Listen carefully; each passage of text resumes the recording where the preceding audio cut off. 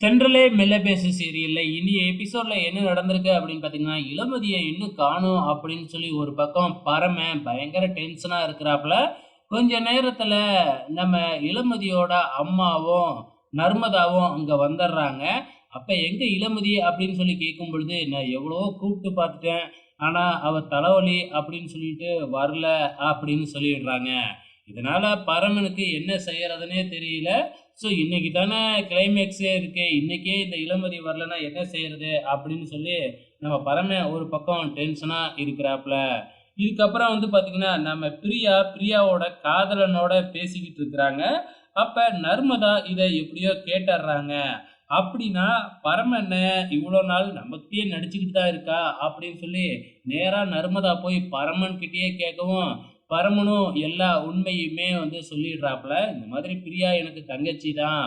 அவளோட காதலன் அமெரிக்காவுல இருந்தான். அவன் வர்றதுக்காகத்தான் இவ்வளோ நாள் வெயிட்டிங்கு. அது மட்டும் இல்ல, இளமதிக்கு என் மேல காதல் இருக்கா? இல்லையா? அத வெளியில கொண்டு வரணுங்கிறதுக்காக பிரியாவும் என் கூட சேர்ந்து நடிச்சுக்கிட்டு இருந்தா. இன்னைக்கு பார்த்தீங்கன்னா, இந்த இதோட கிளைமேக்ஸு. ஆனா இந்த இளமதி பாரேன் வரவே இல்ல அப்படின்னு பரமன் புலம்பிக்கிட்டு இருக்கிறாப்புல. இப்ப நர்மதாவுக்கு தெரிஞ்சிருச்சு. அதே டைம்ல இளமதிக்கு பரமன் மேல காதல் வந்துருச்சு அப்படிங்கிற விஷயமும் நர்மதாவுக்கு தெரியும் இல்லையா? சொல்லலாம் அப்படின்னு போறாங்க. ஆனா இளமதி சத்தியம் வாங்கியிருக்காங்க இல்லையா? அதனால சொல்லவே இல்ல.